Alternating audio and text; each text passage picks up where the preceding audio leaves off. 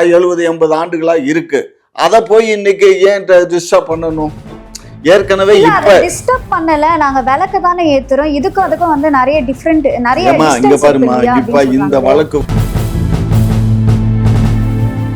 இந்த சதி திட்டத்துக்கு பார்ப்பனர்கள் விதிக்கக்கூடிய இந்த சதி திட்ட வலையில யாரும் மாட்டிக்க வேண்டாம். ஆனா இந்துக்கள் இப்ப லோக்கல்ல இருக்கக்கூடிய இந்துக்கள்லாம் எதிர்ப்பு தெரிவிச்சிருக்காங்க. புனிதம் கெடுது அங்கே ஆடு கோழி அறுக்கிறதுனால அப்படின்னு கேட்குறாங்க, சொல்கிறாங்க. அப்போது திமுக அரசு சார்பாக என்ன சொல்லணும்? இல்லைங்க, அப்படியெல்லாம் இல்லை, இது காலங்காலமாக வருஷத்துக்கு ஒரு தடவை அவங்க அறுக்கிறாங்க, இதை அரசு தடை போட முடியாதுன்னு சொல்லிடுங்க. ஆனால் திமுக அரசு என்ன சொல்லுதுன்னா, நீதிமன்றத்தில்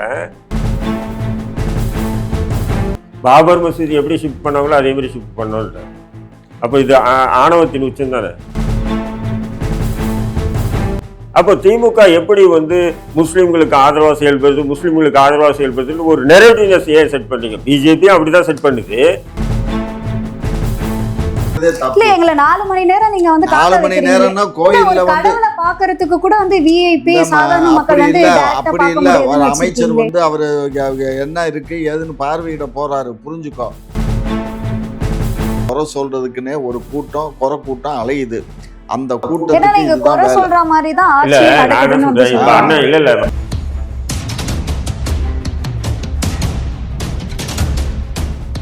குக்கு செய்தி நேயர்களுக்கு வணக்கம். நான் உங்க தீபிகா. இன்று நிகழ்ச்சியின் சிறப்பு விருந்தினர்கள் திமுகவின் மூத்த முன்னோடி முனைவர் காமாட்சி நாயுடு அவர்கள் மற்றும் இந்திய தேசிய லீக் கட்சியின் மாநில தலைவர் தடா ரஹீம் அவர்கள். இருவருக்கும் வணக்கம் சார். வணக்கம் சார். சீமான் அவர்கள் வந்து சொல்லியிருக்காரு, தேர்தல் வரதுனாலதான் இந்த தீப பிரச்சனையை வந்து கையில் எடுத்திருக்காங்க அப்படின்ற ஒரு குற்றச்சாட்டை வந்து முன் வச்சிருந்தாரு. இது எப்படி பாக்குறீங்க? 100% உண்மைமா. இல்ல எப்படி சொல்றீங்க? எப்படின்னா 2014 ஜெயலலிதா அம்மா ஆட்சி காலத்தில் இதே உயர் நீதிமன்றத்தில் ஒரு உத்தரவு போட்டாங்க. என்ன உத்தரவுனா, இதே மாதிரி இந்த மேலே வந்து மலையில் வந்து விளக்கேற்றணும் அப்படின்னாங்க. இல்லை இதுக்கு முன்னாடி எப்படி எங்கே ஏற்றிக்கிட்டு இருந்தீங்களோ அதே இடத்துல ஏற்றுங்க அப்படின்னு சொல்லி ஒரு போட்டாச்சு. அந்த பிள்ளையார் கோயிலுக்கு முன்னாடி ஏற்கனவே இப்போ இந்த வருஷமும் ஏற்றிட்டாங்க. சரியா? இது தனி ஒரு நபர் என்ன பண்ணுறாரு, அவர் போய் ஹைகோர்ட்டில் ஒரு கேஸ் போடுறாரு. ஹைகோர்ட்டில் கேஸ் போட்டால் அட்லீஸ்ட் நோட்டீஸாவது போடணுமா இல்லையா? யாருக்கு? ஒன்றும் கவர்மெண்ட்டுக்கு போடணும், 2வது கோயில் தரப்புக்கு போடணும். 2 பேர்த்துக்குமே கொடுக்காம இவர் வாங்கி 1 மணி நேரத்திலேயே 45 பக்கத்துக்கு வந்து ஆர்டரை ரெடி பண்ணியிருக்காரு. அது ஒரு பண்ணி. இப்போ இதுலயுமே ஒரு கேள்வி இருக்கு. என்ன அப்படின்னா, அதாவது இஸ்லாமியர்களே இதுக்கு வந்து எதிர்ப்பு தெரிவிக்கல, நீங்க ஏன் எதிர்ப்பு தெரிவிக்கிறீங்க? அந்த கேஸ்ல தானே அவங்க உத்தரவு போட்டிருக்கு. ஏற்கனவே எதிர்ப்பு தெரிவிக்கலன்னா யார் வந்து எதிர்ப்பு தெரிவிப்பா? ஏற்கனவே போட்ட கேஸ்ல வந்து உத்தரவு போட்டு இருக்கு. அந்த உத்தரவுப்படி நடைமுறையில நடந்திருக்கு. அவங்க விளக்கு ஏத்தியாச்சு. அதுக்கப்புறம் வந்து இவங்களா கேஸுக்கு போனாக்க இவங்க நோட்டீஸ் போட்டாங்களா முஸ்லீம் சகோதரர்களுக்கு? போடல. நோட்டீஸ் போட்டிருந்தா தானே அப்ஜெக்ஷன் பண்ணியிருப்பாங்க. அப்படி இருந்தும் ஒரு மிஸ்டர் மோகன், அவர் அட்வொகேட் பேர் என்ன, மோகன் தானே, அவர் வந்து அப்ஜெக்ஷன் பண்ணாரு. சரியா? ஆனால் அவர் பண்ண அப்ஜெக்ஷன் சரியான அப்ஜெக்ஷன் தான் பண்ணாரு. அதுவே வந்து அவங்க அதில் காட்டிக்கிடவே இல்லை, அவருடைய இதை எடுத்துக்கிடவே இல்லை. ஜட்ஜு எடுத்துக்காமலே வந்து அவர் அந்த ரவிக்குமார் தனியாள் போட்டதை வந்து பண்ணுறாரு. அதாவது கோவிலில் வந்து விளக்கு ஏற்றணும் அப்படின்னு சொன்னால் யார் பண்ணணும்? கோயில் நிர்வாகம் தான் பண்ணணும். கோயில் நிர்வாகத்துக்கு ஏற்கனவே 2014 போட்ட உத்தரவின்படி அவங்க பிள்ளையார் கோயிலில் அவங்க முன்னாடி அங்கே விளக்கு தீபம் ஏற்றியாச்சு. ஆனா இதுக்கு முன்னாடியே வந்து, அதாவது இந்த 15 மீட்டர் தள்ளி வந்து தீபம் ஏத்தலாம் அப்படின்னு சொன்னதெல்லாம் அண்ணாமலை அவர்கள் சொல்லி 15 மீட்டர் தள்ளி அதுல இருந்து அந்த இது இருக்கிறது 15 மீட்டருங்கிறாங்க. அது விளக்கேற்ற இதுக்கு தூணு கிடையாது, விளக்கேற்ற தூணு கிடையாது, சர்வே தூணு. அந்த சர்வே தூணு எதில் போய் கூகுளில் போய் சர்ச் பண்ணி பாருங்க. அது மாதிரி அது என்ன தூணு என்னன்னு இருக்கும். புரியுதா? அளவை கல்லு. ஆமா, நில அளவை கல்லு தான் கூகுள்லயே இருக்குது. அதை போய் அதுல எங்க போய் ஏத்துவாங்க? அதுல ஏத்துறதுக்கு என்ன ஓட்டை இது இருக்கா? பள்ளம் இருக்கா? இருந்தாலுமே விளக்கு ஏத்தணும்னு சொல்லி கேக்குறாங்க. இதுக்கு வந்து அப்ரூவல் கொடுக்கறதுல என்ன பிரச்சனை? விளக்கு ஏத்தணும்னு யார் கேட்கறது? கோயில் நிர்வாகம் தானே கேட்கணும், அரசு தானே கேட்கணும். ஏற்கனவே அரசுக்கு தான் இதே நீதிமன்றம் தானே உத்தரவு போட்டிருக்கு. 2014 கீழே விநாயகர் கோயிலில் வச்சு ஏற்றிக்கோங்கன்னு 100 ஆண்டுகளுக்கு முன்னாடி தான் மேலே ஏற்றிருக்காங்க. 100 ஆண்டுகளுக்கு முன்னாடி அதுக்கப்புறம் கிட்டத்தட்ட இப்போ ஒரு 100 ஆண்டு காலத்துக்கு பின்னாடி வந்து இங்கே தான் ஏற்றுறாங்க. சரியா? அதுக்கப்புறம் உங்க கோர்ட்டுக்கு போனாங்க. கோர்ட்டுக்கு போனது இதுவரை நீங்கள் இப்போ இந்த கிட்டத்தட்ட 100 வருஷமா எங்கே ஏற்றுனீங்களோ அங்கேயே ஏற்றுங்கன்னு 2014 உத்தரவு போட்டாச்சு. அதுக்கப்புறம் வந்து அந்த உத்தரவு இருக்கு. அதன் பேரில் அப்பீல் யாரும் போகல. நான் என்ன சொல்கிறேன், 2014 போட்டதன் பேரில் அது அந்த ஆர்டர் படி தான் செயல்பட்டுக்கிட்டு இருக்கு. இன்னைக்கு அரசாங்கம் அந்த ஆர்டர் படி தான் செயல்படுது. அதுக்கு அப்பயே அப்பீல் போயிருக்கணும். யார் போயிருக்கணும்? இந்த மாதிரி இந்து முன்னணி அது இது லொட்டு லொசுக்குன்னு இருக்கவங்கெல்லாம் தண்ணி ஒரு பார்ட்டியாக சேர்த்துக்கோங்கன்னு சொல்லி போயிருக்கணும். இல்லை, போகலையே. போகாமல் அது அந்த ஆர்டர் தான் ஒர்க்கிங்கில் இருக்கு. அந்த ஆர்டர் ஒர்க்கிங்ல இருக்கும்போது அந்த ஆர்டரை காமிச்சில்ல இவர் இந்த மாதிரி ஏற்கனவே 2014 போட்ட ஆர்டர் இப்படி இருக்கு, அது தவறுன்னு சொல்லி எல்லாம் இவர் போட்டிருக்கணும். ரெண்டாவது, அந்த ஆர்டரை தவறுன்னு சொல்றதுக்கு இவ்வளவு காலத்துக்கு அப்புறம் இவர் தனி இண்டிவிஜுவலுக்கு சொல்ல முடியாது. சரியா? அதே மாதிரி அந்த அப்பீல் போனதுலயும் ஹைகோர்ட் அப்பீல்லையும் அந்த ஜட்ஜஸும் இதை பார்க்காமலே அவங்களும் உத்தரவு போடுறாங்க. சரியா? இந்த கீழ் கோர்ட்டு உத்தரவு செல்லும் அப்படின்னு சொல்லி இன்னைக்கு சில ரோட்ல போற நாய்கள்லாம் என்ன குலைக்குதுன்னா, இவர் வந்து இந்த அரசாங்கத்தையே டிஸ்மிஸ் பண்றதுக்கு இவருக்கு பொறுப்பு இருக்கு. ஏற்கனவே கிருஷ்ணா வந்து மன்னிப்பு கேட்டாரு. கர்நாடகாவில் மினிஸ்டர் கிருஷ்ணா இருக்கும்போது காவேரியில தண்ணீர் திறந்து விட சொல்லி நீதிமன்றம் உத்தரவு போட்டுச்சு. அவர் தண்ணீர் திறக்கல. அதுக்கு என்ன காரணம்னா, இங்கே மாதிரி நிறைய அந்த டேம்ல நிறைய உட்காந்துருக்காங்க, தண்ணி திறந்தா நாங்கள் இப்படியே குதிச்சு தற்கொலை பண்ணிக்குவோன்னு சொல்கிறாங்க, அதனால திறக்கலைன்னு சொன்ன உடனே அது உங்களுடைய சட்டம் ஒழுங்கு பிரச்சனை, நீங்கள் தான் பார்த்துருக்கணும். நீங்கள் தண்ணி திறந்து விடாது, தப்பு, ஏன் உங்கள் அரசை டிஸ்மிஸ் பண்ணக்கூடாதுன்னு கேட்ட உடனே இவர் எழுத்துப்பூர்வமாக மன்னிப்பு கேட்டார் கிருஷ்ணா அப்படின்னு சொல்லி அந்ததை இதில் கொண்டுட்டு வந்து காமிச்சு, இப்போ ஏன் இந்த அரசை டிஸ்மிஸ் பண்ணக்கூடாது, இவர் ஜட்ஜு சொன்னார்னா நடக்கும், அந்த அளவுக்கு அவங்களுக்கு அதிகாரம் இருக்கு, இவர் சொன்னதை பண்ணலைன்னு. இதுல இவர் கான்ட்ரவர்சியல்னு கொஞ்சம் நெஞ்ச கான்ட்ரவர்சி இல்லம்மா. இவர் கொடுத்து 1 மணி நேரம் 2 மணி நேரத்திலேயே அந்த வழக்கு எடுத்துக்கப்பட்டு விசாரணை பண்ணி அந்த வழக்கு மேல தீர்ப்பு கொடுத்துருக்காரு. 45-46 பக்கத்துக்கு. அது ஒரு பக்கம் இருக்கட்டும். ரெண்டாவது, கோர்ட்ல நீதிமன்றத்துக்கு நீதிபதிகளுக்காக பாதுகாப்பு கொடுத்த சென்ட்ரல் ஃபோர்ஸை இவர் ஒரு தனி மனிதன் போட்ட கேஸில் இந்த திருப்பரங்குன்றம் கேஸில் அதுக்கு இவருக்கு பாதுகாப்பு கொடுத்து 10 பேரை அழைச்சிக்கிட்டு நீங்க போய் தீபம் ஏத்தலாம் அப்படின்னு சொல்லி உத்தரவு போடுறாரு. ஆனா அவர் 10 பேரை அழைச்சிக்கிட்டும் போகல. அவரு பெருங்கூட்டமா போறாங்க. போலீஸ் மறிச்சும் கூட அவங்க பேரிகார்டெல்லாம் தள்ளி விட்டு இன்ஸ்பெக்டர் சப் இன்ஸ்பெக்டர்லாம் அடிச்சு ஒருக்கிட்டு ஒரு பெருங்கூட்டம் போனதுனால தான் அந்த இதை வந்து அரசாங்கம் மிக கடுமையான நடவடிக்கை எடுக்க வேண்டிய ஒரு சூழல் வந்தது. சரிங்களா? மரபு அப்படின்னா ஏற்கனவே நடந்துகிட்டு இருக்க மரபு தானே, 100 ஆண்டு காலமா நடந்துகிட்டு இருக்க மரபு, அதை இது பண்ண முடியாது. இது ஒரு விஷயம். ரெண்டாவது, இன்னொரு விஷயம் என்னன்னா, ஆதம விதின்னு தானே இந்துக்கள் எல்லாம் சொல்றோம். இப்ப நானும் இந்து தான். ஆதம விதிங்கிறது வந்து ஏற்கனவே ரைட் ஆர் ராங், ஏதோ ஒரு அந்த காலத்துல இந்த பாப்பார பசங்க எழுதி வச்சதை நம்ம சொல்லிக்கிட்டு இருக்கோம். அந்த ஆதம விதின்னு சொன்னாக்க, ஒரு முறை கோயில்ல விளக்க ஏத்தியாச்சு, ஒரு முறை கோயில்ல தீபம் ஏத்தியாச்சு, திரும்ப போய் ஏத்துறதுங்கிறதே அதுவே ஆதம விதிகள் படி தவறல்லவா? அப்ப இந்த இந்துக்களுக்கு புத்தி இல்லையா? அப்ப எப்படி இது போராடுறான்? இதுதாம்மா. அதாவது என்னன்னு கேட்டீங்கன்னா, அதாவது காட்டு மிராண்டித்தனமா ஏற்கனவே அங்க வந்து பாபர் மசூதியை இடிச்சு எப்படி கலவரம் பண்ணுனாங்களோ அது மாதிரி அங்க ஒரு மசூதி, அதாவது ஒரு தர்கா இருக்கு மேல, அயோத்தியா மாத்த பாக்குறாங்க. ஆமா. ஏன்னா அங்க மேல ஒரு தர்கா இருக்கு. அந்த தர்கா அவனுக்காக கட்டின தர்கா, அதை நானே கண்டிக்கிறேன். ஏன்னா அவன் வந்து அயோக்கியன், அவன் பேர்ல அந்த தர்கா செயல்படுது, அது வேற விஷயம். அவன் ஒரு சர்வாதிகாரி, நிறைய பேர்த்த கொன்னு குமிச்சவன். அவனை அங்க ஓட விட்டு அங்க மலையில வச்சு கொன்னு விட்டாங்க. கொன்ன இடத்துல அப்ப எல்லாம் அது அந்த காலம் வந்து முஸ்லீம்களுக்கும் இந்துக்களுக்கும் இப்ப அரசர்களுக்கு இருந்த காலத்துல நடந்த நிகழ்வு. அதனால முஸ்லீம்கள் வந்து அதுக்கப்புறம் பிரிட்டிஷ் ஆட்சி காலம் வந்த உடனே முஸ்லீம்கள்லாம் சேர்ந்து நம்ம மன்னனை வெட்டி கொன்ன இடம்னு சொல்லி அதை ஒரு நினைவாக அங்கே ஒரு தர்கா பண்ணிட்டாங்க. அது பிரிட்டிஷ் ஆட்சி காலத்துலேருந்து கிட்டத்தட்ட ஒரு 70-80 ஆண்டுகளாக இருக்கு. அதை போய் இன்னைக்கு ஏன் டிஸ்டர்ப் பண்ணணும்? ஏற்கனவே இப்ப டிஸ்டர்ப் பண்ணல, நாங்க விளக்கு தானே ஏத்துறோம். இதுக்கும் அதுக்கும் வந்து நிறைய டிஃபரெண்ட் இங்க பாருமா. இப்ப இந்த வழக்கு வந்து ஏற்கனவே திருப்பரங்குன்றத்தினுடைய கோயில் தக்கார் சார்பாக வந்து கமிஷனர் சார்பாக வந்து வழக்குகள் இங்கே நிறைய இங்கே கீழ்கோர்ட்டில் டிஸ்ட்ரிக்ட் கோர்ட்டில் எல்லா கோர்ட்லையும் நடந்ததில் எல்லாமே வந்து முஸ்லீம் சகோதரர்களுக்கு வந்து அந்த தர்கா இருக்கணும் அப்படின்னு தான் தீர்ப்பு கொடுத்தாங்க. இதை ஏற்றுக்க மாட்டேன்னு சொல்லி திரும்ப கோயில் தரப்புல இருந்து லண்டன், அப்போ பிரிவி கவுன்சில் தான், அப்போ பிரிட்டிஷ்கார ஆட்சி காலத்தில், அதாவது நான் சொல்கிறது வந்து 1935 அல்லது 36 இருக்கும், சரியா? என்கிட்ட ஆர்டர் இருக்குது. ஸோ அந்த பீரியடில் வந்து ப்ரீவியூ கவுன்சில் லண்டன் கோர்ட்டுக்கு போகுது. லண்டன் கோர்ட்டு என்ன சொல்லுதுன்னா, ஏற்கனவே இங்கே கீழ்கோர்ட்டில் ஒரு தீர்ப்பு கொடுக்குறாங்க. அதாவது அந்த படி ஏறி போகிற, இங்கேருந்து ஏறி போகிற படி, அங்கே இருக்கக்கூடிய அந்த நெல்லித்தோப்பு அந்த அந்த தர்கா இருக்க பகுதி, இதெல்லாம் வந்து முஸ்லீம்களுக்கு மசூதி, அந்த இடம் வந்து அவங்க மசூதிலாம் இல்லைங்க, அந்த தர்கா, அது அந்த அந்த நினைவிடம், அது வந்து அந்த இடத்த அதுதான் இது. அதுலேருந்து இந்த பக்கம் வந்து ஒரு 3 மீட்டரோ 5 மீட்டரோ கணக்கு, அதில் கம்மியானதான். இது 15 மீட்டருங்கிறது இப்போ இவர் இதை சொல்கிறாரு.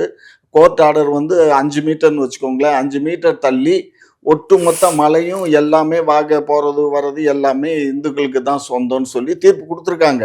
அந்த மலையே, இந்த கோவிலை தவிர எல்லாம், இந்த தர்காவை தவிர மற்ற அந்த படிக்கட்டு இதெல்லாம் தவிர எல்லாமே கோவிலுக்கு தான், இந்துக்களுக்கு தான்.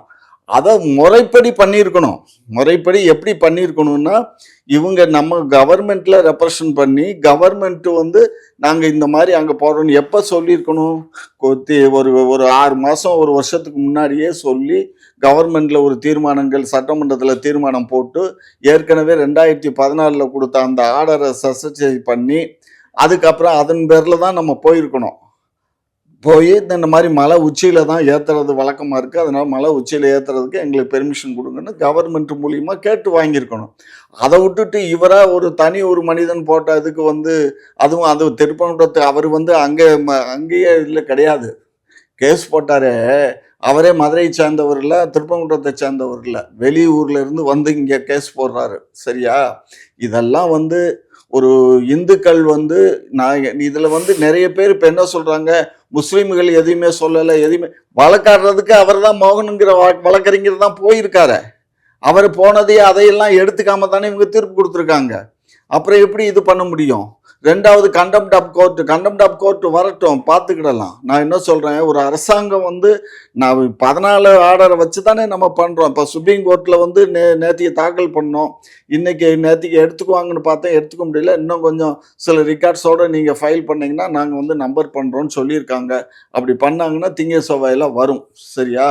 பார்த்துக்கிடலாம். அதனால் இதுக்கெல்லாம் வந்து பயந்துக்கிட்டு ஒரு அரசாங்கம் ஆட்சி பண்ண இயலாது, சரியா? அதனால திரு சீமான் அவர்கள் சொன்னது 100க்கு 100 உண்மை.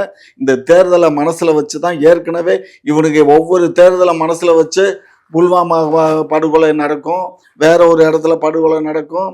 ரெண்டாவது இந்த இதுல இவங்க ஆட்சிக்கு வந்ததே வந்து அயோத்தி பிரச்சனை வச்சு தான் முதவே ஆட்சிக்கு வந்துச்சு. இதெல்லாம் வந்து இவங்களுடைய திட்டமிட்ட சதி திட்டம். இந்த சதி திட்டத்துக்கு பார்ப்பனர்கள் விதிக்கக்கூடிய இந்த சதி திட்ட வலையில யாரும் மாட்டிக்க வேண்டாம். ஆனால் இந்துக்கள் இப்போ லோக்கல்ல இருக்கக்கூடிய இந்துக்கள்லாம் எதிர்ப்பு தெரிவிச்சிருக்காங்க. தேவையே இல்லாத வேலை. கிட்டத்தட்ட நாங்கள் பிறந்து வளர்ந்த காலத்துல இருந்து இங்கே தானே கார்த்திகை தீபம் ஏத்துறாங்க, இப்போ என்ன மலை மேலே அப்படின்னு சொல்லி எல்லாருமே பேட்டி கொடுத்துட்டு இருக்காங்க. அதனால தவறான செய்திகள். இதை நாங்கள் முழுமையாக நாங்கள் வந்து எங்கள் அரசும் சரி, நானும் தனிப்பட்ட முறையில் இது ரொம்ப கண்டிக்கிறேன். இது தவறு தவறு தவறு. இதை வந்து அண்ணாமலை அவர்கள் என்ன சொல்றாரு அப்படின்னா, 3 இடங்கள் மட்டும் தான் இஸ்லாமியர்களுக்கு சொந்தமான இடம், இது வந்து இந்துக்களுடைய பகுதியில மட்டும்தான் இருக்கு, இந்துக்களுடைய இடத்துல தான் இது இருக்கு, உரிமையை நாங்க கேட்கிறோம் இந்துக்களுடைய பகுதின்ற மாதிரி சொல்றாரு. அப்படின்னு சொன்னா கனிம வளங்கள் எல்லாம் கொள்ளையடிக்கும் போது அண்ணாமலை எங்க போனாங்க? மலைகளே இந்துக்களுடைய பகுதி, புனிதமான பகுதின்னா ஒவ்வொரு மலையை வெட்டி எடுத்துக்கிட்டு வெளிநாடு உள்நாடு இது பண்ணுறாங்க இல்லையா, கனிம வளங்களை. அதை பற்றியெல்லாம் என்ன, இப்போ அண்ணன் சொன்னால், இப்போது சீமான் அண்ணனுடைய கருத்து அடிப்படையில் அண்ணன் பதில் சொன்னாங்க. இப்போது அதில் ஒரு விஷயம் என்னன்னு சொன்னால், அரசியல் பண்ணுறாங்க. யாருன்னா பாஜகவும் திமுகவும் பண்ணுது. திமுக பண்ணலன்னு சொல்ல முடியாது. இவ்வளோ நேரம் பேச நான் என்ன சொல்கிறேன், இல்லை நான் என்ன சொல்கிறேன், இது எப்படின்னு சொன்னால், தலையை விட்டுட்டு வாழை பிடிச்சி நானும் பாருங்க இப்படியோ. நீங்கள் ஒரு அரசாங்கம், கவர்மெண்ட்டு, யார்? தமிழக அரசு, திமுக ஒரு ஒரு உயர் நீதிமன்றத்தில் ஒருத்தர் இப்படி ஒரு ரிட்டு ஃபைல் பண்ணியிருக்காரு. அந்த ரிட்டு வந்து அதனுடைய எந்த நீதிபதி கிட்ட போயிருக்கு விசாரணைக்கு, அந்த நீதிபதியுடைய மனநிலை என்ன, அவர் எப்படியாப்பட்ட தீர்ப்புகளை வழங்குவாருன்னு இன்டெலிஜென்ஸ் தமிழக அரசுக்கு சொன்னாங்களா இல்லையா? சொல்லி தமிழக அரசு நடவடிக்கை எடுத்ததா இல்லையா? அதுக்கு முன்கூட்டியே நடவடிக்கை எடுக்கணுமா இல்லையா? ஏன்னு சொன்னால் நீங்கள் வந்து இன்டெலிஜென்ஸை நீங்கள் எடுத்துக்கிட்ட உளவுத்துறையை ஏதோ வந்து திருட்டு வழக்கில் இல்லை கொலை ஸ்டேஷனில் இது மட்டும்தான் இன்டெலிஜென்ஸ் இல்லை, நீதிமன்றத்தில் கூட இன்டெலிஜென்ஸ் இருப்பாங்க. எந்த நீதிபதி எப்படி இருப்பார், ஒரு வழக்கு வந்து அதுவும் பொதுநல வழக்குகள் எந்த நீதிபதி கிட்ட போவோம், அந்த நீதிபதி எப்படி அதை எடுத்து விசாரணை பண்ணி எப்படியெல்லாம் தீர்ப்பு வழங்குவார்ன்றதை இன்டெலிஜென்ஸ் கம்ப்ளீட்டாக ரிப்போர்ட் அனுப்பிடுவாங்க முதல்வருக்கு. அப்போ அந்தளவுக்கு அஜாக்கிரதையை நீங்கள் இருந்துட்டு இப்போ வந்து நீங்கள் என்ன பண்ணுறீங்கன்னு சொன்னால், நாங்கள் வந்து பாருங்கள் எப்படியெல்லாம் பண்ணுறோம் அப்படியெல்லாம் பண்ணுறோம். நீங்கள் ஆரம்பமே பார்த்தீங்க சொன்னால் ஆடு கோழி அறுக்கிற விஷயத்தில் நீங்கள் வந்து திமுக வந்து முழுக்க முழுக்க முஸ்லீம்களுக்கு எதிராக செயல்பட்டு, ஏன்னா அங்கே போய் எச் ராஜா என்ன சொன்னார்ன்னு சொன்னீங்கன்னா, டிஎம்கே ஹிந்துஸ் அகேன்ஸ்ட், அதாவது திமுக இந்துக்களுடைய துரோகி திமுக அப்படி இப்படின்னு சொல்லி பேசினார். உடனே இவங்க பயந்துட்டு என்ன பண்ணிட்டாங்க, அந்த நீதிமன்றத்தில் வாதம் பிரதிவாதம் எல்லாமே பார்த்தீங்க சொன்னால் திமுக முழுக்க முழுக்க பாஜக ஆர்எஸ்எஸ்க்கு ஆதரவாக தான் செயல்பட்டது. இல்லைன்னு சொல்லி மறுக்க முடியுமா? ஒரு சாதாரணமான ஒரு இன்ஸ்பெக்டர் தான் தடுக்கிறாரு அந்த மேலே ஏறக்கூடாதுன்னு முஸ்லீம்களை. ஏன் ஏறக்கூடாதுன்னா, இல்லை அது அப்படி ஏறக்கூடாது அப்படின்னா. அப்புறம் அவங்க எஸ்பி கிட்ட போகிறாங்க, எஸ்பின்னு சொல்கிற முடியாதுங்க, கலெக்டருக்கு போனால் முடியாதுன்னு. அப்போ தான் சிறு கூட்டங்கள் போராடுது. அதன் பிறகு தான் ஆர்எஸ்எஸ் பாஜக எல்லாம் வந்து பயங்கரமாக போராடுறாங்க. அப்போ போராடும்போது திமுக என்ன பண்ணியிருக்கோம், நீங்கள் முஸ்லீம்களுக்கு ஆதரவாக இல்லை, நடுநிலையாக நீங்கள் வந்து நீதிமன்றத்தில் வாதிட்டு இருக்கணும். நீதிமன்றத்தில் வாதிடவே இல்லை, நீதிபதி கேட்குறாரு. அதாவது பிஜேபி சார்பாக மனு தாக்கல் பண்ணியிருக்காங்க. அந்த மனுவில் வந்து புனிதம் கெடுது அங்கே ஆடு கோழி அறுக்கிறதுனால அப்படின்னு கேட்குறாங்க, சொல்கிறாங்க. அப்போது திமுக அரசு சார்பாக என்ன சொல்லணும், இல்லைங்க அப்படியெல்லாம் இல்லை, இது காலங்காலமாக வருஷத்துக்கு ஒரு தடவை அவங்க அறுக்கிறாங்க, இதை அரசு தடை போட முடியாதுன்னு சொல்லியிருக்கணும். ஆனால் திமுக அரசு என்ன சொல்லுதுன்னா நீதிமன்றத்தில், அதாவது 18 பேர் மீது நாங்கள் வழக்கு போட்டிருக்கோம் இதுமாரி ஆடு கோழி அறுத்தவங்களே. அப்போ இவங்களே என்னென்னா ஆடு கோழி அறுக்க கூடாதுன்றது திமுக அரசு சார்பாக நீதிமன்றத்தில் ஒப்புதல் வாக்குமூலம் கொடுத்துட்டாங்க. அப்போ நீதிமன்றமும் அப்படி தான் இதுவாகிடுச்சு. அந்த போராட்டம் எப்படி நடந்தது, எச் ராஜா எப்படி பேசினார், கணேஸ்வரன் எப்படி பேசினார் எல்லாருக்கும் தெரியும். அதாவது அந்த தர்காவே ஷிஃப்ட் பண்ணணுமா, எப்படி நான் என்ன சொல்கிறேன், அந்த இடத்துலேருந்து ஷிஃப்ட் பண்ணி என்ன பண்ணணும், பாபர் மசூதி எப்படி ஷிஃப்ட் பண்ணாங்களோ அதேமாதிரி ஷிஃப்ட் பண்ணணுன்றாரு. அப்போ இது ஆணவத்தின் உச்சம் தானே. சரி, நீங்கள் சொல்கிறீங்க திமுக அரசு திறமையாக செயல்படுது, எச் ராஜா இப்படி பேசின எச் ராஜா மீது சாதாரணமான ஒரு எஃப்ஐஆரை போட்டிங்களா நீங்கள் திமுக? இல்லை. கைது பண்ணீங்களா? பண்ணியிருக்கோமா இல்லை? ஒரு வணக்க நான் என்ன சொல்கிறேன், அது நிறைய மக்கள் ஏற்றுக்காமல் போட்டோம், அது ஒரு வணக்க வழிபாட்டுக்கணும். அதை இடிச்சுட்டு அந்த இடத்த வேற இடத்துல போய் வச்சிங்க அப்படின்னு சொல்கிறாரு ஒரு தலைவர். திமுக என்ன இதே வார்த்தையை எச் ராஜா சொன்ன மாதிரி தடாரகின்னு சொல்லியிருந்தால் விட்டு இருக்குமா திமுக? நான் கேட்குறேன். நான் அதேமாரி சொல்கிறேன் ஒரு வார்த்தை, இதுமாரி இது பேர்த்து எடுத்துமே இன்னொரு இடத்துல வச்சுட்டு வணங்கிக்கிட்டோம் அப்படின்னு சொன்னால் என்னைய சாதாரணமாக விட்டுருவாங்களா? அப்போ திமுக எப்படி வந்து முஸ்லீம்களுக்கு ஆதரவாக செயல்படுதுன்னு ஒரு நெரேட்டிவ்னஸ் ஏன் செட் பண்ணீங்க? பிஜேபியும் அப்படி தான் செட் பண்ணுது, திமுக ஒத்து ஓதுது, திமுகவில் இருக்கக்கூடிய சில முஸ்லீம் அமைப்புகளும் அப்படி தான் பண்ணுறாங்க. நான் என்ன சொல்கிறேன், நீங்கள் அன்றைக்கே கடுமையான நடவடிக்கை, எச் ராஜா பேசுனது, கட்டேஸ்வரன் பேசுனதுக்கெல்லாம் நீங்கள் வந்து கைது பண்ணி ஜெயிலில் தூக்கி போட்டிருந்தீங்கன்னா இன்றைக்கி இந்த நிலையே ஏற்பட்டிருக்காது இல்லையா? அப்போது நீங்கள் வந்து விட்டுட்டீங்க, இப்போ வாழை பிடிச்சிட்டு ஆட்டிட்டீங்க. நானும் சொல்கிறேன், ஜிஆர் சுவாமிநாதன் நீதியரசருடைய வாதம், ஒரு நீதிபதி வந்து எப்படி தீர்ப்பு வழங்கணும்னு சொன்னீங்கன்னா, சாட்சிகள் ஆதாரங்கள் வச்சு தான் தீர்ப்பு சொல்லணும். மனசாட்சியின் அடிப்படையில் தீர்ப்பு எவனுக்கு சொல்கிறதுக்கு அனுமதியே இருக்கா இல்லைங்களா? இப்போ நானே நீதிபதியாக இருக்கேன், இப்போ இவர் தான் அந்த கொலை பண்ணாருன்னு தெரியும், இவர் குற்றவாளி கொண்டு நிற்கிறார், ஆனால் சாட்சிக்கெலாம் ஆதாரம் இல்லை. இதனால் நம்ம தானே பார்த்தோம், அண்ணன் தானே கொலை பண்ணார், இவருக்கு தண்டனை கொடுக்கணும்னு கொடுக்க முடியாது. அப்படி நான் இவருக்கு தண்டனை வாங்கி கொடுக்கணும்னா நான் என்னுடைய நீதிபதி பதவி தூக்கி வீசிட்டு நான் கூண்டில் ஏறி குற்றவாளி கூண்டில் ஏறி சாட்சி சொல்லணும். அது பிறகு தான் அண்ணனுக்கே தண்டனை கிடைக்கும். இதுதான் நீதி பரிபாலனம். அப்படி இருக்கும்போது சாட்சிகள் இல்லை, ஆதாரம் இல்லை, என்ன அவருடைய மனசாட்சி அடிப்படையில் அவர் வந்து தீர்ப்பு சொல்லியிருக்காரு. இது வந்து பார்த்தீங்கன்னா இப்போ அண்ணன் கூட சொன்ன 100 வருஷத்துக்கு முன்னாடினாரு, முன்னாடி கூட அப்படி விளக்கு அந்த இடத்துல ஏற்றினாங்களான்றதுக்கு ஆதாரம் எதுவுமே இல்லை சொல்லப்படுகின்றது. பார்ப்பனர்கள் எழுதிய புத்தகத்தில், சனாதனவாதிகள் எழுதின புத்தகத்தில் அது எழுதப்பட்டிருக்கு, அவ்வளவுதான். புரியுதுங்களா? அது எப்போ தான் எழுதிக்கலாம். நீங்க நான் இப்ப எழுதுறது கூட ஆனா இதுல வந்து பொதுவாவே ஒரு பொது மக்கள் கருத்து என்ன இருக்குன்னா, திமுக வந்து இந்துக்களுக்கு எதிரா வந்து செயல்படுறாங்க, ஏன் இவங்க சனாதனத்தை ஒழிக்கிறதுல இவ்வளவு மும்முரம் காட்டுறாங்க இல்ல. இதுல வந்து திமுக வந்து நீங்க திமுக கிரேட்னு சுத்துறீங்க. இது திமுக வந்து ஒண்ணுமே பண்ணல. எப்பவுமே வருஷம் போன வருஷம் எங்க ஏத்துனாங்க, அதுக்கு முந்தின வருஷம் இது 10 வருஷத்துக்கு முன்னாடி எங்க ஏத்துனாங்க, இல்ல 100 வருஷத்துக்கு முன்னாடி எங்க ஏத்துனாங்க, அங்க ஏற்றப்பட்டது, தீபம் ஏற்றப்பட்டது. அது எப்படின்னா அது ஒரு பொட்டக்கால், அது அறநிலையத்துறை சார்பாக கோயில் நிர்வாகம் ஏற்றும், அது ஏற்றிட்டாங்க. அதாவது இது பிஜேபி என்ன பண்ணுது, அவங்களுக்கு கிடைச்ச அரசியலாக நினைச்சிட்டு பாருங்க, தீபம் ஏற்றத்துக்கு அனுமதி இல்லை. உண்மையிலே தீபம்னு சொன்னீங்கன்னாவே திருவண்ணாமலை தான் ஏற்றுவாங்க, எனக்கு தெரிஞ்சு திருவண்ணாமலை தான். இப்போ இவங்க இதெல்லாம் வந்து புதுசாக ஒரு எழுத்துறாங்க, அது வந்து முழுக்க முழுக்க அரசியல். நான் என்ன சொல்கிறேன், அவங்க பிஜேபி ஆர்எஸ்எஸ் அவங்க அப்படி தான், அது நமக்கு தெரிஞ்சுது. சாதாரணமான விஷயத்துக்கு கூட ஊதி பெருசாக்குவாங்க, புரியுதுங்களா? அது உங்களுக்கு தெரியும் இல்லையா, திமுகவுக்கு தெரியும் இல்லையா? அப்போ இந்த விஷயத்தை நீங்கள் ஆரம்பத்தில் எப்படி அதை வந்து கிள்ளி எறிஞ்சிங்கன்னா இன்னைக்கு இவ்வளோ பெரிய விஷயம் இல்லையா? கடந்த அதிமுக ஆட்சியில் இப்படி ஒரு பிரச்சனை வந்துதா? இல்லை, வரல. அதுவும் எடப்பாடி வந்து பாஜக கூட கூட்டணியில் இருந்தாரா இல்லையா? அப்போ வந்து இந்த பிரச்சனை வந்துதான். இப்போ திமுக ஆட்சிக்கு வந்தோடனே இந்த பிரச்சனை விஸ்வரூபம் எடுக்குதுன்னா அதுக்கு காரணம் திமுகவும் ஒன்று. நீங்கள் வந்து திமுகவை தவிர்த்துட்டு பிஜேபி மட்டும் குற்றச்சாட்டு சொல்கிறது வந்து என்னால் ஏற்றுக்க முடியல, நீதிபதியை மட்டும் குற்றச்சாட்டு சொல்கிறது என்னால் ஏற்றுக்க முடியல. நீதிபதிகளுடைய தவறு முழுக்க தவறு, அவர் தீர்ப்பு சொன்னது தவறு. அதன் பிறகு அவர் வந்து அவருக்கே வந்து ஏதோ தெரியாமல் உளறிட்டு ஓடிட்டு இருக்காரு. ஏன்னு சொன்னால் தனக்கு அரசாங்கம் சார்பாக அவருக்கு போடப்பட்ட பாதுகாப்பு, அதை வந்து ஆர்டர் போடுறாரு. சரி, இதை போடுற நாளைக்கு வந்து முதல்வர் வீட்டை போய் கைது பண்ணி கூட்டுவாங்கன்னு சொல்லி போடுவாரா? அப்போ இதெல்லாம் சட்ட விதிக்கு எதிரானது. இது எல்லாமே சட்ட விதிக்கு எதிராக வந்து நீதியரசர் செயல்பட்டுருக்காரு, அதில் எந்த மாற்று கருத்து இல்லை. ஜிஆர் சுவாமிநாதன் வந்து முழுக்க அவரை தன்னை ஒரு ஆர்எஸ்எஸ்காரன்னு சொல்லிக்கிறாரு, அவ்வளோதான், வேற ஒன்றும் இல்லை. ஏன்னு சொன்னால் உதாரணம் வந்து இப்போ பாபர் மசூதி தீர்ப்பே வந்து பார்த்தீங்கன்னா தீர்ப்பு சொன்ன 5 நீதிபதிகளும் பாஜக சார்பில் வந்து எல்லா இடத்துலையும் சில இடத்துல கவர்னராகவும் மேல் சபை உறுப்பினராகவும் இருக்காங்க. அந்த மாதிரி ஆசை ஒவ்வொரு நீதிபதிக்கும் வருது. நம்ம இது போல் ஆர்எஸ்எஸ் பாஜகவுக்கு ஆதரவாக ஏதாவது தீர்ப்புகளை அல்லது ஏதாவது ஒரு சொன்னால் நம்ம ரிட்டையர்ட் ஆகிற காலத்தில் நமக்கு ஏதாவது ஒரு பொறுப்பு கிடைக்கும்ன்ற அடிப்படையில் கூட அவர் தீர்ப்பு சொல்லியிருக்கலாம். பட் இதெல்லாம் வந்து ஜனநாயகத்துக்கு சட்ட விதிமுறைக்கு எதிரான விஷயங்கள். இதில் வந்து பார்த்தீங்கன்னு சொன்னால் இப்போ கூட இவங்க பார்லிமெண்ட் வரலையும் பாஜக திமுக போய் கூச்சல் போடுறாங்களே, என்ன காரணம்னா முஸ்லீம்களுக்கு ஆதரவாக இல்லை, அங்கே தீபம் ஏற்றக்கூடாதுன்றதுக்காக இல்லை, பாஜகவை எதிர்க்கணும். இல்லை பாஜகவை எதிர்க்கணுன்றது கூட இல்லை. ஏன்னு சொன்னால் அது மாநில சுயாட்சி விஷயத்தில் நீதிமன்றம் தலையிடுது, இது பெரிய ஆபத்து அமைஞ்சிடும். புரியுதுங்களா உங்களுக்கு? புரியுது. இப்போ நாளைக்கு வந்து சோமோட்டோ நீதிமன்றம் தானா முன் வந்து ஒரு வழக்கு எடுக்குது, அந்த வழக்கில் வந்து காவல்துறை எதுவுமே ஒத்துழைப்பு கொடுக்கலன்னு சொன்னால் எங்கிட்ட இருக்கிற காவல்துறையை வச்சு நான் விசாரித்து நான் தீர்ப்பு சொல்கிறேன் அப்படின்னு சொன்னால் அது மாநில சுயாட்சிக்கு எதிரான செயல்பாடு இல்லையா? அதுக்காக தான் இவங்க வந்து என்ன பண்ணுறாங்க, பார்லிமெண்ட்டில் போய் அந்த வானத்துக்கு பூமி குதிக்கிறாங்க. ஆனால் நான் என்ன சொல்கிறேன், இன்டெலிஜென்ஸ் என்ன பண்ணிட்டு இருந்ததுன்றாங்க. இந்த மாதிரி ஒரு தீர்ப்பு வரப்போகுதுன்னு இன்டெலிஜென்ஸுக்கு தெரியும், தெரியலன்னு சொல்லக்கூடாது.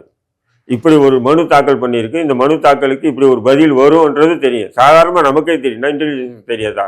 இப்போ 24 மணி நேரம் கண்காணிச்சுட்டு இருக்கிறவங்க ஒரு நீதி அரசர் இருக்காருன்றும் சாதாரணமாக இல்லை. நீதிபதி இருந்துகிட்ட கூட நீதிபதி கார் டிரைவர் யார்? போலீஸ் தானே, புரியுதுங்களா? அப்போ நீதிபதியை யார் பார்க்குறாங்க, நீதிபதி எங்கே போகிறாரு, எல்லாமே வந்து ஃபிங்கர் பிரிண்ட்டில் வச்சுருப்பாங்க. எந்தெந்த நீதிபதி காசு வாங்குவான், எந்தெந்த நீதிபதி சில விஷயங்கள் சபலமத்தில் ஈடுபடுவான், எல்லாமே வந்து இன்டெலிஜென்ஸுக்கு தெரியும், வெளியிட மாட்டாங்க, அது வேறு விஷயம். அப்போ இப்படி ஒரு தீர்ப்பு வரப்போது இவரை இப்படியெல்லாம் சந்திச்சிருக்காங்க அப்படின்ற தகவல் தெரிஞ்சுக்கிட்டு சைலண்டாக இருந்துட்டு இப்போ வானத்துக்கு பூமியை குதிச்சுட்டு நாங்கள் பாருங்கன்னு சொல்லிட்டு ஒப்பாரி வைக்கிறது எந்த வகையில் நியாயம்? இந்த மாதிரி 5ஆம் பட முஸ்லீம்கள் இருக்கிறதுனால தான் இங்க இன்னைக்கு பாரதிய ஜனதாவோ ஆர்எஸ்எஸோ ஏறி மேயுது. இவங்களுக்காக நாங்க வந்து அங்க ஒரு பிரச்சனை வரக்கூடாது, இந்து முஸ்லீம் கலவரம் ஏற்படக்கூடாதுங்கிற ஒரு நல்ல எண்ணத்துல இந்த அரசு செயல்படுது. இந்த அரசையே குற்றம் சொல்றீங்க. நடுநிலையா என்ன விஷயம் பண்ணணுமோ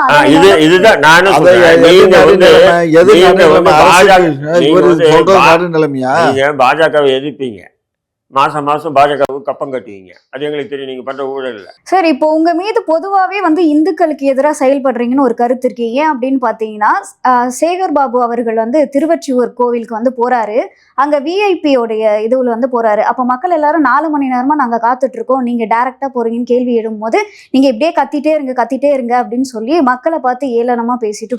ஏமா அறிவு இருந்தால் அந்த மக்கள் கேட்பாங்களா? ஒரு அமைச்சர் போய் போறத நீங்க விஐபியில போறீங்கன்னு கேட்கறதே இல்ல, தப்பு. எங்களை 4 மணி நேரம் நீங்க 4 மணி நேரம்னா கோயில்ல கடவுளை பாக்குறதுக்கு கூட விஐபி சாதாரண மக்கள் அப்படி இல்ல, direct ஆ அப்படி பார்க்க இல்ல. ஒரு முடியாதுன்னு அமைச்சர் வச்சிருக்கீங்களே. அவரு என்ன இருக்கு ஏதுன்னு பார்வையிட போறாரு, புரிஞ்சுக்கோ. அத அமைச்சர் போறத இல்ல நீ இந்த மாதிரி அது அந்த இல்ல இல்ல அந்த அமைச்சர்கள் விஷயத்துல நம்ம அதிகாரிகள் போறது அப்படின்னா மோடி வராரு, மோடிக்கு சிறப்பு இது அனுப்புறாங்க, அப்போ இப்படி கத்த முடியுமா? அதெல்லாம் தப்பு. மோடியும் போறாரா இல்லையா கோயிலுக்கு? ராமர் கோயிலுக்கு போகும்போது ராமர் கோயிலுக்கு ஒரு பக்தரை இல்லாமல் வெளியே அனுப்பிச்சுட்டு அவர் உள்ளே போய் தரிசனம் பண்ணிட்டு வர்றாரு. உண்மையா இல்லைங்களா? அவர் எந்த கோயிலுக்கு போனாலும் அப்படி தான் பண்ணுறாங்க. அமித்ஷா அப்படி போனாலும் அப்படி தான் பண்ணுறாங்க. புரியுதுங்களா? இல்லை இப்போ சமீபத்தில் கூட காஷ்மீரில் அந்த என்ன கோயில் இருக்குது அங்கே போய் அப்படி தான் பண்ணாங்க. ஃபுல்லாக பாதுகாப்பு வளையம் போட்டு அதுக்கப்புறம் தான் கோயிலுக்கு போகிறாங்க. அப்போது என்ன இது அநியாயமாக இருக்குது? கடவுளை தரிசிக்கிறது நாங்கள்லாம் வெளியே நிற்கணுமா அமைச்சர் போகிறதுக்கா? இது இந்து கோயில்களில் நடக்கக்கூடிய ஒரு சம்பிரதாயமாகவே இருக்குது. ஏன்னு சொன்னால் விஐபிக்கு ஒன்று, சாதாரண மக்களுக்கு ஒன்று. இப்போ எங்கள் பள்ளிவாசல்னா அப்படியெல்லாம் இல்லை. பணக்காரனாக இருக்கட்டும் ஏழையாக இருக்கட்டும் ஒரே மாதிரியாக போகணும். புரியுதுங்களா? யார் முன்னாடி வராங்க முன்னாடி உட்காரோம், பின்னாடி வரோம் பின்னாடி தான் உட்காந்தாங்க. கோயில்களில் அது காலங்காலமாக நடந்துட்டு வரக்கூடிய விஷயம். ஏன்னா சேகர்பாபுன்னு சொன்னால் சேகர்பாபு மட்டும் அப்படி பண்ணல, எல்லாரும் அப்படி பண்ணுறாங்க. இல்ல, அவர் போனது கூட இல்லாம இப்படியே கத்துங்க அப்படின்ற மாதிரி ஆமா, அவர் பின்ன சொல்லிட்டு கத்துனாக்க போனாரு. அப்போ கோபம் வருதா அது இல்லையா? மக்கள் அதாவது பார்த்து எனக்கு மட்டும் ஏளனமா. இப்படி சொல்றேன். இப்போ கூட ஆளுநர் அந்த என்ன இது ஊட்டியில் ஏதோ ஒரு கோயிலுக்கு போனார். கோயிலூரில் அந்த ஒரு பூசாரியை தவிர மற்ற எல்லாரும் வெளியே அனுப்பிட்டு அதுக்கப்புறம் தான் அவர் போய் தரிசனமே பண்ணுறாரு. இதை கேட்குறேன், ஒரு அமைச்சர் என்னும்போது அது மேபி அதெல்லாம் இவங்களை எல்லாம் வெளியில போக சொல்லல, எல்லாமே நிக்கிறாங்க, வரிசையில நிக்கிறாங்க, இவர் முன்னாடி போறாரு, அவ்வளவுதான். அது மற்ற இடங்கள்ல எல்லாம் எல்லாத்தையும் வெளியே ஏத்திட்டு போய் செக் பண்ணி மெட்டல் டிராக்டர்லாம் வச்சு செக் பண்ணிட்டு தான் போவாங்க. இவர் அப்படியெல்லாம் போகல, மக்களோட மக்களாக தான் போகிறோம். சரியா? அது இங்கே பாரு, ஒரு விஷயம் நல்லா புரிஞ்சுக்கோ. எங்கள் திராவிட மாடல் ஆட்சி எப்போதெல்லாம் தமிழகத்தில் அமையுதோ அப்போ எல்லாம் இந்த குறை சொல்றதுக்குன்னே ஒரு குறை கூட்டம் அலையுது. அந்த கூட்டத்துக்கு குறை சொல்ற மாதிரி தான் ஆட்சி நடக்குதுன்னு இப்போ அண்ணன் இல்லைம்மா, இப்போ அண்ணன் முதல்ல ஒரு கருத்து வச்சாரு, இவங்களால தான் ஆர்எஸ்எஸ் இங்கே மேயுதுன்னு. யாரு இவர் சொன்னாரா இல்லையா? 1999 பாஜக கூட கூட்டணி வச்சு 4 பாராளுமன்ற உறுப்பினர்களை டெல்லிக்கு அனுப்பி வச்சது முஸ்லீம்களா? திமுக. 2001 இன்னைக்கு சொல்றாருல்ல திராவிடன்ஸ், என்ன சொல்றாரு இன்னைக்கு? திராவிட கூட்டத்தை ஒழிக்கணும்னு சொல்றாரு. யார் சொல்றா? எச்ராஜா சொல்றாரு. அந்த எச்ராஜாவை உட்பட 4 பேரை சட்டமன்றத்துக்கு அனுப்புனது யாரு? 2001 திமுக. நாங்களா பண்ணோம்? சொல்றாருல்ல ஆர்எஸ்எஸ் பாஜக இவங்க தான், இவங்கள மாதிரி ஆட்கள் தான் வளர்த்து விடுறாங்க. நாங்க வளர்த்து விட்டது திமுக தான். ஏங்க அன்னைக்கு வாஜ்பாய் ஆட்சி காலத்துல இந்த மாதிரி எல்லாம் தலைவரிச்சு ஆடலங்க. என்ன வாஜ்பாய் ஆட்சி காலத்துல? ஏன் வாஜ்பாய் உத்தம புத்திரனா? இங்க பாருங்க, 1985 நல்லி கலவரம் அசாமில் நடந்த 10,000க்கும் மேற்பட்ட இஸ்லாமியருக்கு கொல்லப்பட்டதுக்கு காரணம் அவர் தான். இன்னைக்கு கூட கூகுளில் சர்ச் பண்ணி பாருங்க நீங்க, நல்லி கலவரம் யாரால் எப்போது எங்கே எப்படி நடந்ததுன்னு சொல்லிட்டு. ஏதோ இவங்களுக்கு என்னன்னு சொன்னால் தேவைன்னு சொன்னால் நல்லவன்னு சொல்லி சர்டிஃபிகேட் கொடுப்பாங்க, தேவை இல்லைன்னு சொன்னால் அவன் பாசிசவாதி பயங்கரவாதின்றாங்க. நான் என்ன சொல்கிறேன், ஏன் இந்த 2 முகங்கள்? ஒரு முகமாக இருங்க. ஒன்று பாஜகவுக்கு ஆதரிங்க, இல்லை பாஜகவுக்கு உண்மையை எதிரிங்க. இங்கே எஸ்ஐஆருக்கு எதிர்க்கிற மத்திய அரசு கொண்டு வந்த எஸ்ஐஆரை எதிர்ப்பாங்க. ஆனால் எஸ்ஐஆர் பிஎல்ஓக்களை கொடுத்து எஸ்ஐஆர் சிறந்தது, இதுக்கு எல்லா வாக்காளர்களும் கண்டிப்பாக பதிவு பண்ணுங்கன்னு. வெஸ்ட் பெங்காலில் பண்ணால எஸ்ஐஆர் எல்லாம் பண்ண முடியாது. நீதிமன்றத்திலேயே அந்த வழக்கை தள்ளுபடி பண்ணி நீங்க இதை பண்ணுங்கன்னு சொன்ன பின்னாடி நாங்க என்னங்க பண்ண முடியும்? அது நீதிமன்றம் இப்ப சொல்லிச்சு, அதுக்கு முன்னாடி நீங்க ஒர்க் பண்ணிட்டீங்க, இறங்கிட்டீங்க. இல்ல இன்னொன்னு என்ன சொன்னா, திருப்பரங்குன்ற விஷயத்துல இன்னொரு விஷயம் என்ன சொன்னீங்கன்னா, இங்க ஒரு பெரிய விஷயம் நடந்துட்டே இருக்கு பாத்தீங்களா? இன்னொரு விஷயம் சைலண்டா நடந்துட்டு இருக்கு. சைலண்டா என்னன்னு சொன்னீங்கன்னா, 2024 வகுப்பு திருத்த சட்டம் இருக்கு பாத்தீங்களா, அது தமிழ்நாட்டில் அமல்படுத்திச்சாங்க. ஏன்னு சொன்னால் அது அமல்படுத்துனதை இஸ்லாமிய சமுதாயம் எதிர்க்க போகுதுன்னு சொல்லிட்டு தான் இந்த இஷ்யூவை பெருசாக்கின மாதிரி எனக்கு தெரியுது. இல்லைன்னு சொன்னோமா, நீங்கள் கண்டெம்ட் ஆஃப் கோர்ட்டுன்னு சொல்லிட்டு நீதிமன்றம் சொல்லுவாங்க. சொன்ன உடனே அரசு மேல்முறையீடெல்லாம் பண்ணாது. அது போன்ற ஆயிரக்கணக்கான ஏன் லட்ச வழக்குகள் இருக்கலாம்னு சொல்லலாம். கண்டெம்ட் ஆஃப் கோர்ட்டு, புரியுதுங்களா? நீதிமன்ற அவமதிப்பு வழக்கு, ஆயிரக்கணக்கான வழக்குகள் இதே தமிழ்நாட்டில் இருக்குது. ஆனால் இவங்க என்ன பண்ணுறாங்க, அவமதிப்பு வழக்கு போட்ட உடனே அடுத்த உடனே அப்பீல் அப்பீல் அப்பீல் மேல்முறையீடு மேல்முறையீடு. ஏன் இவ்வளோ அவசரம் காட்டுறாங்க? இப்போ எல்லாம் போட்டு பிஜேபி ஆர்எஸ்எஸ்க்கு சாதகமான நிலையை உருவாக்கிட்டு இப்போ பாருங்கள், நாங்கள் வந்து திமுக வந்து என்ன பண்ணிச்சுன்னு சொன்னால், அதில் இன்னைக்கு நிறைய பேர் திமுக அடிமைகள் பேசுகிறாங்க. சங்கிகளை விரட்டி விட்டாங்க, சங்கிகளை ஓட விட்டாங்க, சங்கிகளை இன்னைக்கு உண்மையிலே வந்து பார்த்தீங்கன்னு சொன்னால் திமுக இந்த செயலால் பிஜேபி ஆர்எஸ்எஸ்க்கு ஒரு வடிவத்தை ஏற்படுத்தி கொடுத்துச்சு. அடுத்த வருஷம் அவங்க ஆட்டோமேட்டிக்காக நடத்துவாங்க இந்த நிகழ்ச்சி. புரிதுங்களா உங்களுக்கு? எப்படி நடத்துவாங்க நீங்கள் பாருங்கள். ஏன்னா அதுக்கு உண்டான எல்லா வழியும் ஏற்படுத்தி கொடுத்துட்டாங்க.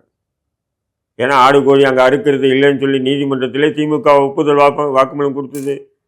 அந்த கந்தூரி விஷயங்கள்லேயும் கூட நீங்கள் வந்து உரிமைகள் நீதிமன்றத்தில் போய் முறையிட்டு நீதிமன்றம் தள்ளுபடி பண்ணி தந்த வழக்கு. புரியுதுங்களா? இப்போ இப்படியெல்லாம் பண்ணி இன்றைக்கி வந்து பிஜேபி ஆர்எஸ்எஸ் ஸ்ட்ராங்காக வந்துட்டாங்க. அந்த இடத்துல நீதித்துறையும் அவங்களுக்கு முழுக்க சப்போர்ட் பண்ணுறாங்க.